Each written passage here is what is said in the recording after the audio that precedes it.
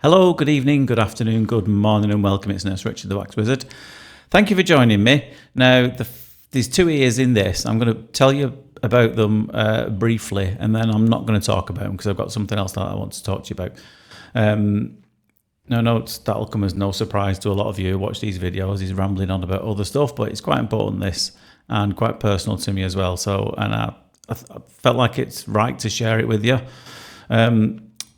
The two ears, one of them is very, very dry, like you see this one. The second one you'll see after this is extremely wet. There's nothing else other to tell you about it than that, really, to be honest. But what I did want to tell you, what sparked me to talk about this was, now I did do these videos in advance. Now there's a video that came out, it would be about 2 weeks ago now. And I got quite a few comments in it saying, "Are you okay? You don't seem like yourself. Is everything okay?" And the truth is, I wasn't. And I'm going to tell you the reason why. Now bear with me on this. Now if you're not interested in this story or anything I've got to say, then feel free to scroll on or mute me if you just want to watch the ear procedure. That's fine. But I know a lot of people are interested. And I know a few people will already know this. Now, I was in two minds as to whether to share this, but I wanted to share it as some awareness for no other reason than that. And the long and short of it is, before I tell you the story about what's happened and what both myself and my family have been through, I must start it by saying everybody is okay. They're genuinely okay. And it's about something that's happened recently with my daughter, who's 10, Ariva. Now, I know I talk about my family quite a lot, which is why I don't mind sharing this, but I want to do it for awareness, if nothing else. She's 10 years old, and before I tell the story about what's gone on, she is absolutely fine. So do not worry. She's fine, but this story might scare a few people as I get into the details of it, but she's absolutely fine, so don't panic. But it will certainly explain why I wasn't okay in that particular video. Sometimes you put a front on. I'll get onto that in a minute. But what's actually happened is, about, how long ago was it? About 2 months ago, my daughter, as you know, is quite a keen gymnast, and she does. She's a member of gymnastics club, does competitions to quite a high level, even at the age of 10. And one competition she was in Liverpool. My wife was there. I wasn't there at the time. I was doing something else. I think I was with the rugby team. And she was on the beam, which you know the balance beam that you do. She was doing a little trick. She was on there for about 10 seconds, and then she collapsed. So what happened was she just literally passed out and unconscious and fell off the beam. She didn't hurt herself doing that. Obviously, you know, when you fall off, you don't put your hands out in front of you. Literally just face planted it. And obviously, this was very scary for my wife, who was watching at the time, and for all the coaches and the other people saying, "What's gone on here?" So she came round after about anywhere between 30 seconds to a minute. She came back round, was obviously quite dazed, quite confused as to what's gone on. But she wanted to carry on.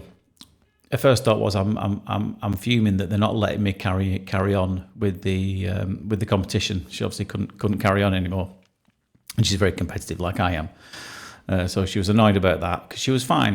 A minute or two later, when she gathered herself, had a minute or two, she was absolutely fine. But we thought, as it's something that's unexplained, a collapse should always be looked into. So we went to the local hospital. Thankfully, it was very close to a specialised children's hospital, which is Alder Hay in Liverpool, because the competition was in Liverpool. And lucky it was close to there as well, because, like I said, they're an amazing hospital, and if anybody who works there or has had an experience there will probably agree with me. And I can't thank them enough for what they did, but I'll get onto that in a minute. So she was admitted there, and at first they just thought, let's put it down to a simple faint, which is not uncommon, especially in times of stress and extreme exertion. Put it down to maybe not drinking enough. Felt a bit wobbly, and that's what they put it down to initially. And then one doctor, thank God, whoever he is, well, I know who he is, and he knows how grateful we are, said we should probably just run an ECG test. Even though it's somebody really young, the 10, then you should probably rule out some other causes of this, because you can't always put things down to the obvious, even in smaller children. So they did a ECG test, which is, involves just putting a few pads on, and it looks at the heart. And following that, they detected what they suspected was, not like her to be awkward, not one heart condition, but 2 heart conditions. Like I said, it's scary to hear about stuff like this, but she's fine. At the moment, she's fine. She's okay, so do not panic. And they thought that what she had was... a lot of people, well, not a lot, it is quite rare, especially rare to have both of them, or suspected both of them, is a syndrome called Wolff-Parkinson-White syndrome, which is and it's a big scary name, isn't it? And basically what happens in Wolff-Parkinson-White syndrome is there's all your heartbeat's controlled by electricity, isn't it? I never paid much attention to my cardiac lectures, to be honest, so I've had to learn a lot of this since. So you have these electrical pathways in your heart that generate the electricity that literally makes your heart beat. And when you have Wolff-Parkinson-White syndrome, there's an extra pathway that shouldn't be there. So it's kind of generating too much electricity. And what that can do, it can make your heart beat really fast. It can cause fainting episodes, make you feel dizzy. Not usually serious.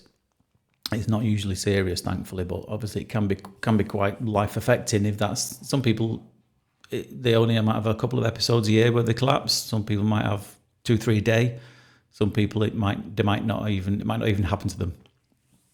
So they were pretty sure that she had that. And then they also suspected that she might have what's called long QT syndrome. Now again, the long QT syndrome is probably a more dangerous syndrome, which quite a lot of people have. You'll hear these stories of these athletes who they had a sudden collapse and something catastrophic happened, and they'll say they were so fit and well. How's that happened? And it turns out a lot of them have this syndrome, this long QT syndrome, which is basically and I may be wrong on this, so please correct me if I'm wrong, with any cardiology experts. But the long and short of it is, when the heart's just about to generate its electricity to beat, the QT period is the length of time it takes to do that. Now, some people have longer ones than others, some people have shorter ones, but in long QT syndrome, it takes longer than it should do for the heart to generate this electricity to beat. And sometimes it might fail to do that. And obviously that can be potentially catastrophic. So they thought she had that, which is obviously very scary to hear.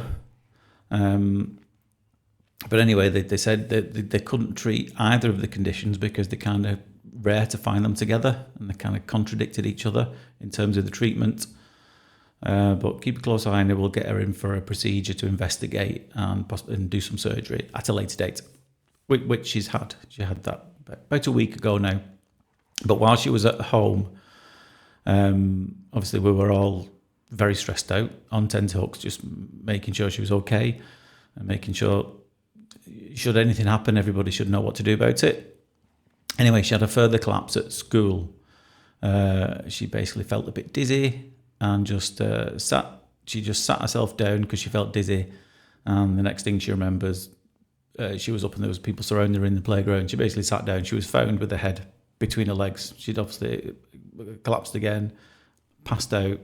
Again, we don't know quite how long she was out for. Could have been a minute or so.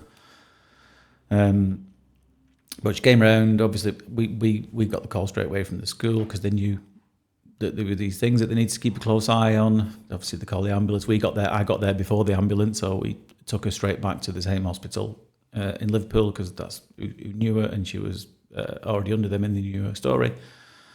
And anyway, because it happened twice, I said it's probably safer that you stay in until we do this procedure, which was when at the time we got to the hospital was 10 days away. So I had to stay in hospital for 10 days, just a safety precaution, really. She was fine. But they said it's better to be around help just in case anything more major might happen. until your procedure. They couldn't bring the procedure forward. At the time, I think the specialist who did it wasn't actually there. I think he was away. Otherwise, they may have brought it forward. Anyway, it meant that we had to stay in hospital for 10, 11 days until she could have this procedure to look into what's going on.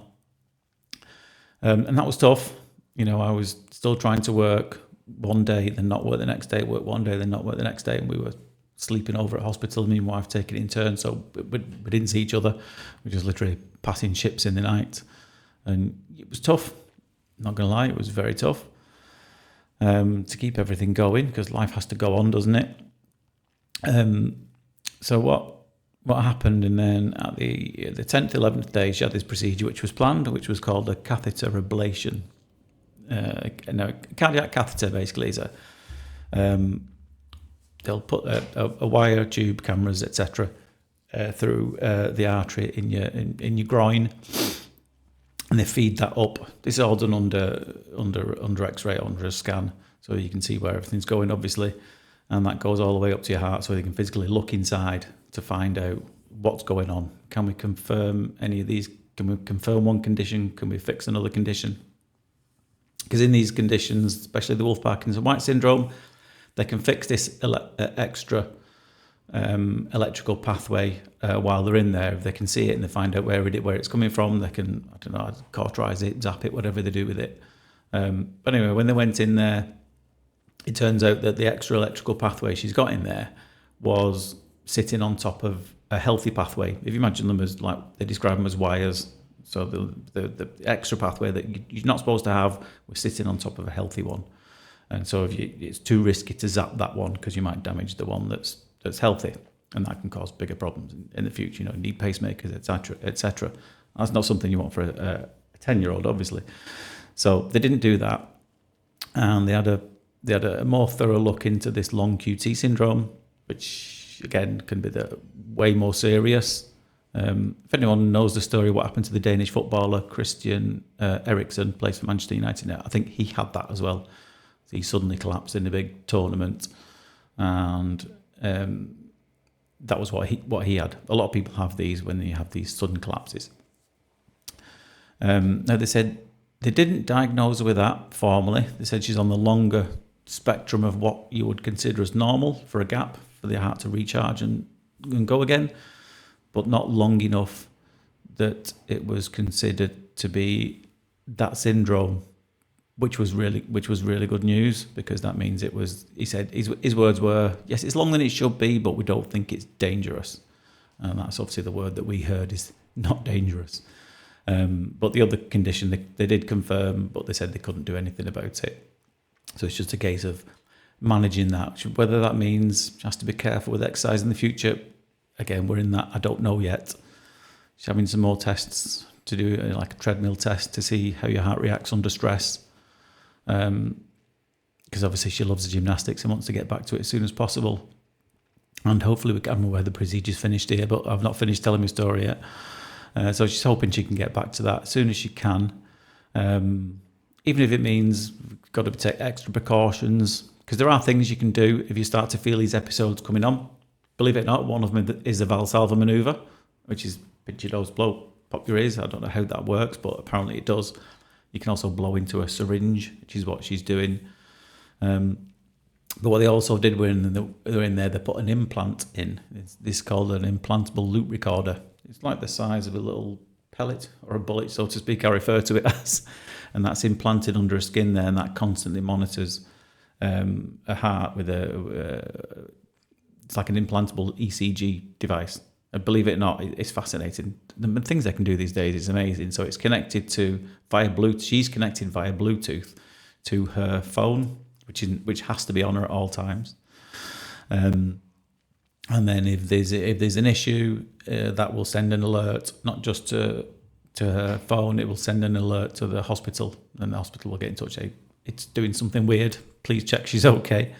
Or it might just say she's not charged her phone up. So can you make sure she's got a phone near this device again? Now that can stay in there for a number of years, just to see them figure out a bit more of what's going on and how the heart's behaving.